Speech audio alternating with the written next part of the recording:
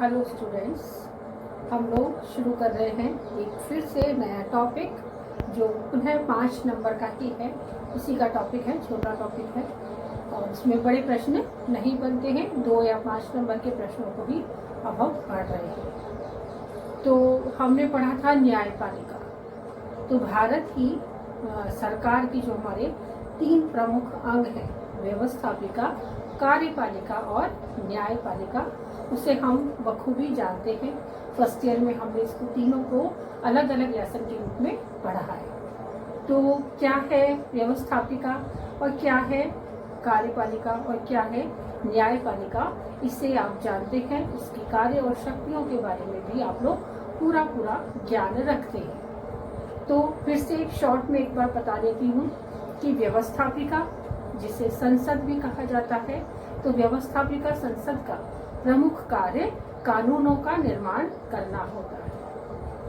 कार्यपालिका, जिसके अंतर्गत ऊपर से प्रधानमंत्री से ऊपर राष्ट्रपति से यदि हमारे संवैधानिक पद, सर्वोच्च संवैधानिक पद राष्ट्रपति से लेकर प्रत्येक सरकारी कर्मचारी भी उसके अंतर्गत आता है, वो कार्यपालिका कहलाता है। और कार्यपालिका में पद सोपान होता है, सबसे ऊपर राष्ट्रपति, फिर प्रधानमंत्री और इस प्रकार से अन्य पद नीचे तक चलते चले आ जाते हैं, जिसमें प्रधानमंत्री के साथ साथ राज्यपाल भी आ जाते हैं, मुख्यमंत्री भी आ जाते हैं, प्रशासनिक अधिकारी भी आ जाते हैं और बहुत सारे कर्मचारी भी आ जाते हैं जो सरकारी नीतियों से जुड़े होते हैं।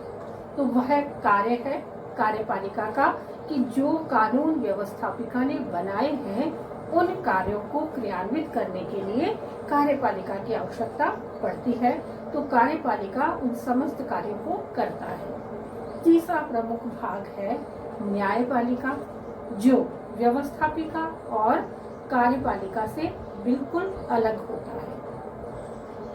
एक स्वतंत्र न्यायपालिका ही न्याय को सच्चे रूप में प्रदर्शित कर सकती है।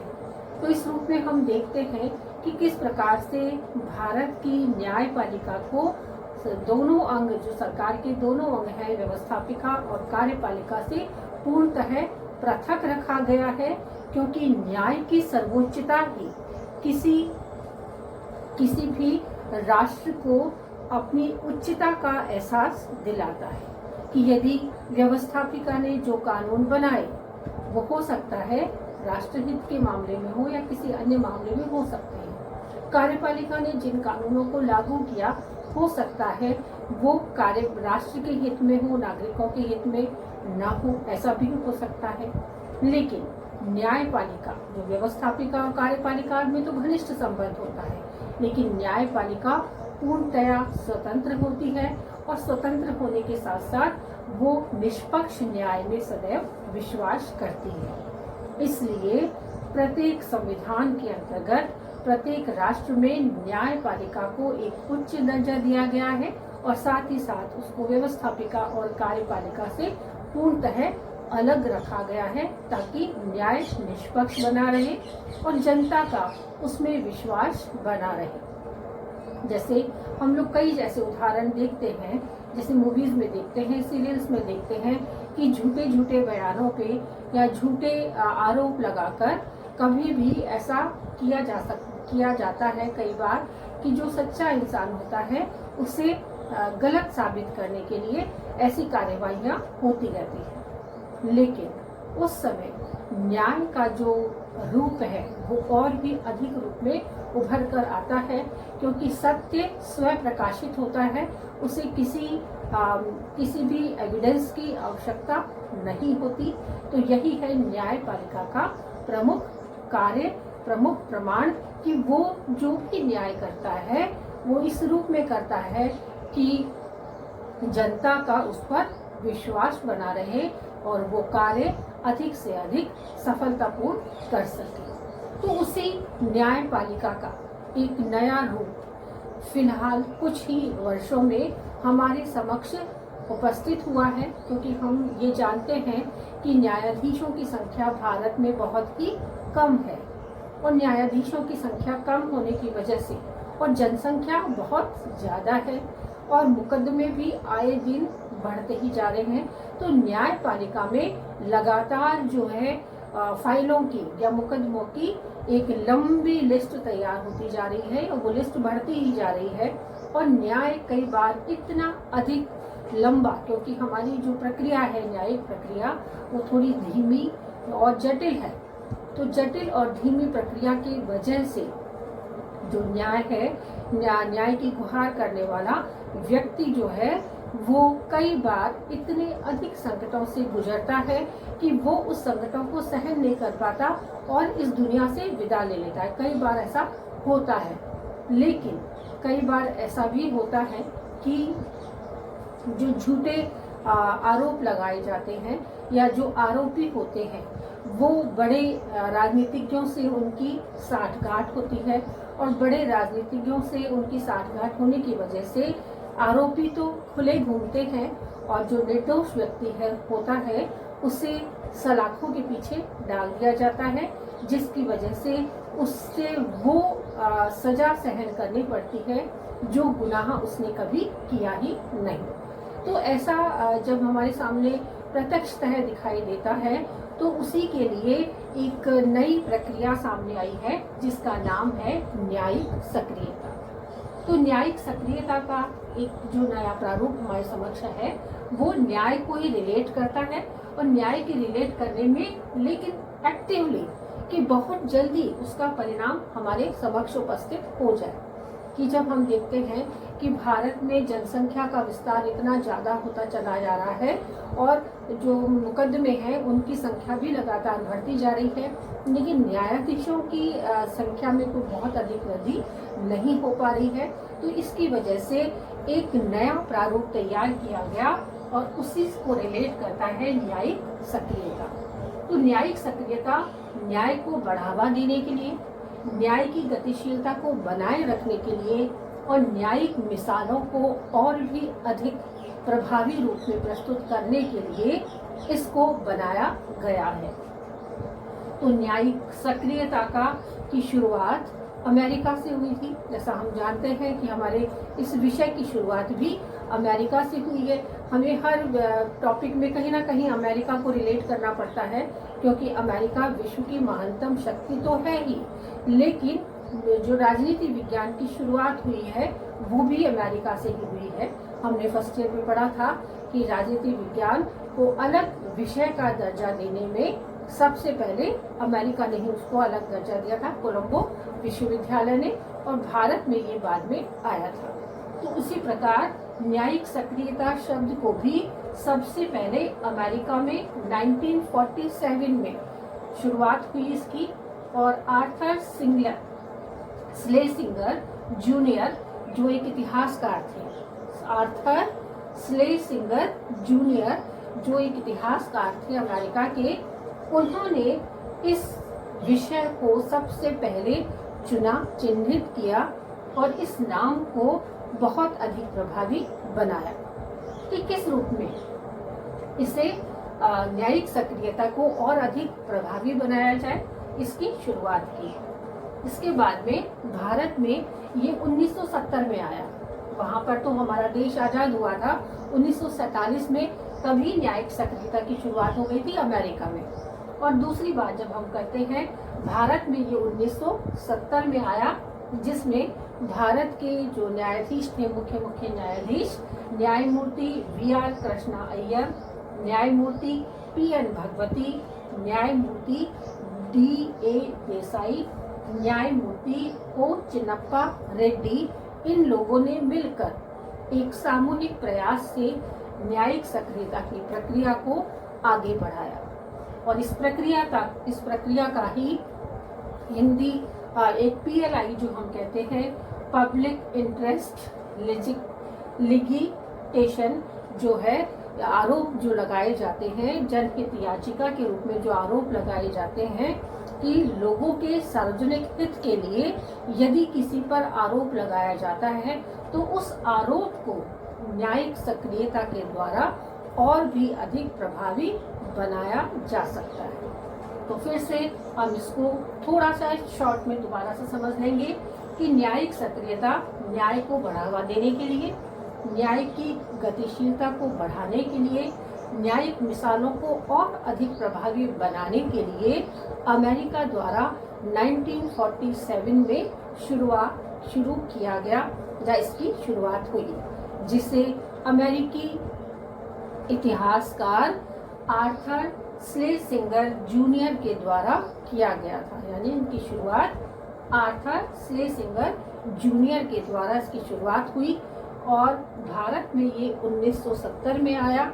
और 1970 में आने के बाद हमारे जो न्यायमूर्ति हैं, सर्वोच्च न्यायालय के न्यायाधीश V.R. कृष्णा अय्यर, न्यायमूर्ति P.N. भगवती, न्यायमूर्ति D.A. देसाई और न्यायमूर्ति O. चिन्नाप्पा रेड्डी ने इससे भारत में विशेष रूप से योगदान देकर न्यायिक सक्रियता की भूमिका को और भी अधिक बढ़ाया है।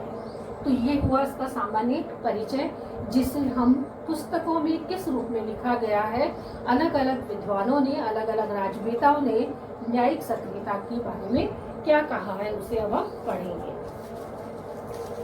तो यह है यानी नागरिक सक्रियता नागरिकों के अधिकारों और समाज में न्याय को बढ़ावा देने में न्यायपालिका द्वारा निभाई गई सक्रिय भूमिका को दर्शाता है। अन्य शब्दों में इसका तात्पर्य न्यायपालिका द्वारा सरकार के अन्य दो अंगों यानी विधायिका और कार्यपालिका को उनके संवैधानिक कर्तव्यों के निर्वहन के लिए बाध्य करने के लिए भूमिका से है। यानी व्यवस्थापिका और कार्यपालिका जो अपने संवैधानिक कर्तव्यों का निर्वहन किस रूप में करे, उसे बाध्य करने के लिए न्यायिक सक्रियता को बढ़ावा दिया गया है, ताकि नागरिकों के अधिकारों और समाज में न्याय को अधिक से अधिक बढ़ावा मिले और जो झूठे आरोप प्रत्यारोप लगाए जाते हैं उनसे एक दूरी बनाई जा सके।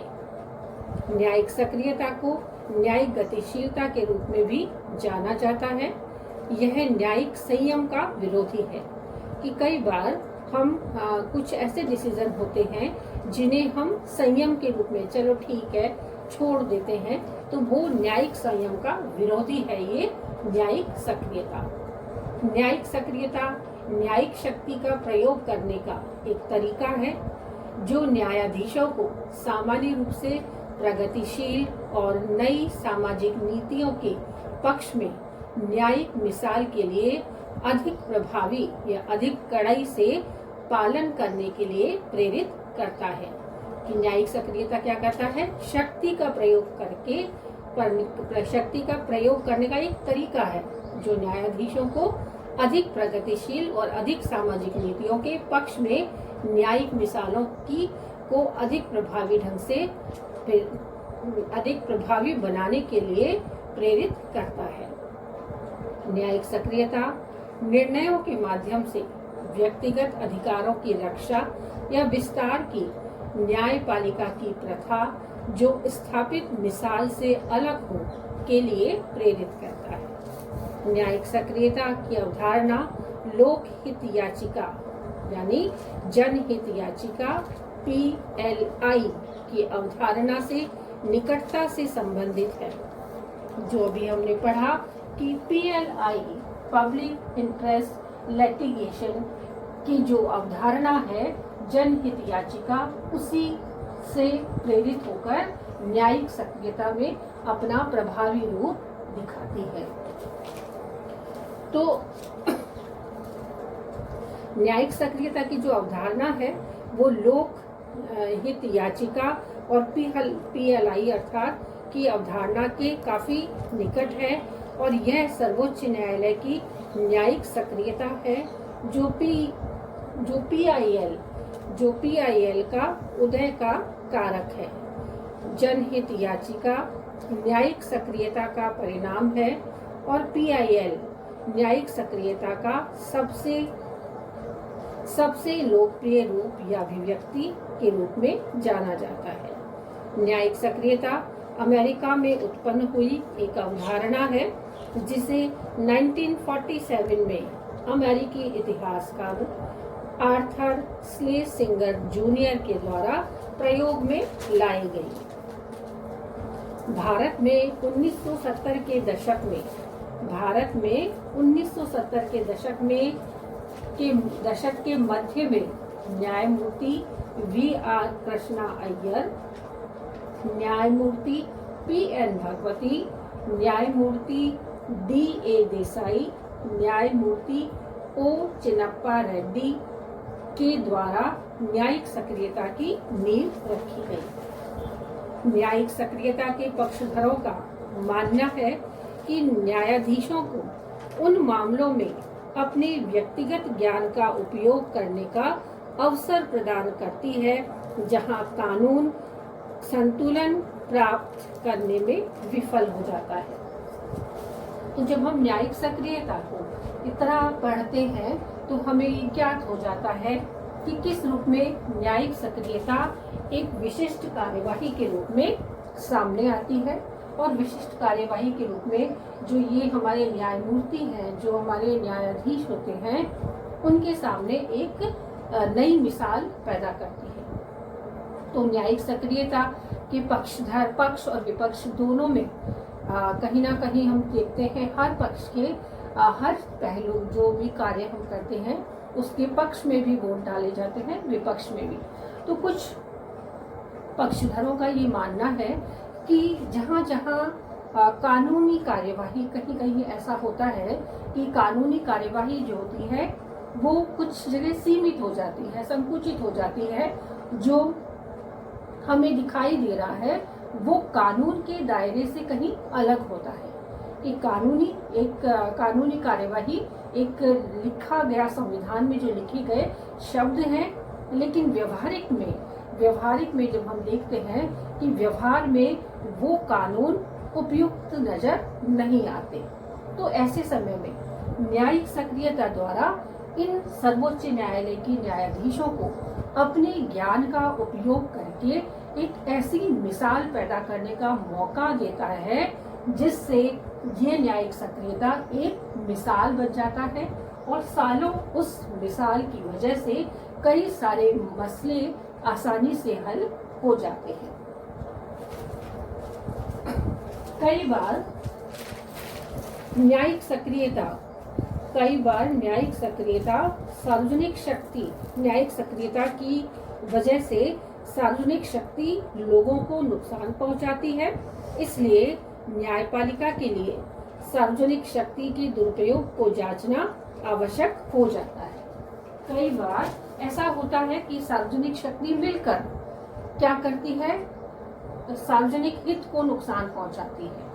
कि सार्वजनिक शक्ति और सार्वजनिक हित दोनों अलग अलग चीज है। सार्वजनिक शक्ति क्या है कि बहुत सारे लोग मिलकर क्या करते हैं, सार्वजनिक हित जो सबका जिसमें हित होता है उसे नुकसान पहुंचाने की कोशिश करते हैं। तो इस नुकसान से बचने के लिए ही न्यायिक सक्रियता जैसे शब्द को जोड़ा गया, और इसे अधिक प्रभावी बनाने के लिए कई सारे कार्यवाहियां की जाती हैं। यह तेजी से उन मुद्दों का समाधान प्रदान करने का एक अच्छा विकल्प है जहां विधायिका बहुमत के मुद्दे पे फंस जाती है। कई बार ऐसा होता है कि बहुमत से ऐसे निर्णय सामने आ जाते हैं जिससे विधायिका फंस जाती है कि निर्णय कहाँ दें, क्योंकि कई बार बहुमत के निर्णय गलत भी हो सकते हैं। तो गलत निर्णय में व्यवस्थापिका फंस जाती है कि निर्णय दे तो कैसे, क्योंकि गलत निर्णय देना, गलत कानून बनाना, गलत नियमों को लागू करना कहीं ना कहीं नुकसान पहुंचाता है हमारी संविधान को, हमारी संस्कृति को। तो इस चीज से बचने के लिए न्यायिक सक्रियता विशेष रूप से योगदान देती है, जहां सर्वोच्च न्यायालय के न्यायाधीशों को यह अधिकार दिया जाता है कि वो कानूनों को, जो संविधान में लिखित कानून है, उन कानूनों से हटकर ओवरराइड करके उन्हें कुछ नए कानून या नए विकल्प ढूंढकर उनका इस्तेमाल वो कर सकते हैं। तो तेजी से विभिन्न मुद्दों का समाधान समाधान प्रदान करने का यह एक अच्छा विकल्प है जहां विधायिका बहुमत के मुद्दे पर फंस जाती है। लेकिन इसके आलोचक भी हैं और आलोचकों का मानना यह है कि इस प्रकार से न्यायाधीश किसी भी मौजूदा कानून को ओवरराइड कर सकते हैं, इसलिए यह स्पष्ट रूप से संविधान द्वारा तैयार की गई सीमा रेखा का उल्लंघन करता है। कभी कभी कुछ मामलों में अतिरिक्त निर्णय निजी या स्वार्थी उद्देश्यों से प्रेरित हो सकते हैं, क्योंकि कई बार निर्णय कैसे होते हैं, निजी भी हो सकते हैं, कुछ स्वार्थी भी हो सकते हैं और जिनका उद्देश्य कहीं ना कहीं स्वयं को लाभ पहुंचाना भी हो सकता है। तो ऐसे में जनता को बड़े पैमाने पर ये ऐसे निर्णय नुकसान पहुंचा सकते हैं। अदालतों के बार बार हस्तक्षेप के कारण लोगों का विकास, लोगों का विश्वास सरकारी संस्थाओं की गुणवत्ता, अखंडता और दक्षता के प्रति कम हो जाता है। कई बार हम देखते हैं कि अदालतों के बार बार हस्तक्षेप के कारण लोगों का जो विश्वास है सरकारी संस्थाओं पर, उनकी गुणवत्ता में कहीं ना कहीं कमी महसूस होती है। उनकी अखंडता और दक्षता के प्रति लोगों का विश्वास कम हो जाता है। अतः क्या करना चाहिए हमें?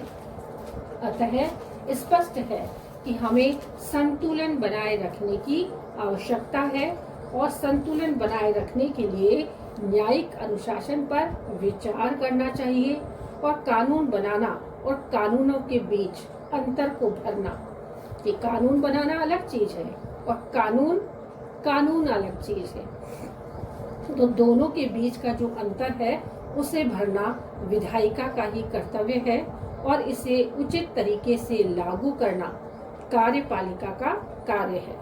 इसका लाभ यह होगा कि न्यायपालिका को केवल एक कार्य यानी अपने कार्यक्षेत्र की ही व्याख्या करनी होगी और परिणामतः इससे सरकार के सभी अंगों के बीच सुसंगत संतुलन और संवैधानिक मूल्यों को बनाए रखा जा सकेगा। तो सरकार की तीनों अंग जो हैं, व्यवस्थापिका, कार्यपालिका और न्यायपालिका में संतुलन स्थापित करना ही न्यायिक सक्रियता का मुख्य उद्देश्य है। कि जहां न्याय सक्रिय हो, कि जहां पर न्याय सक्रिय नहीं होगा वहां कहीं ना कहीं विवाद अधिक से अधिक होंगे और उन विवादों का निपटारा करने में व्यवस्थापिका फंस सकती है, क्योंकि कानून उसी के द्वारा बनाए गए हैं। तो इस प्रकार से न्यायिक सक्रियता को और अधिक प्रभावी बनाने के लिए क्या करना होगा? हमें संतुलन उत्पन्न करना होगा। किसमें? व्यवस्थापिका, कार्यपालिका और न्यायपालिका के कार्यों में। तभी हमारे देश की संविधान के प्रति और देश की संस्कृति के प्रति आम जनता का विश्वास बढ़ता चला जाएगा और जो भी कार्यवाही होगी वो अति प्रभावी कार्यवाही होगी।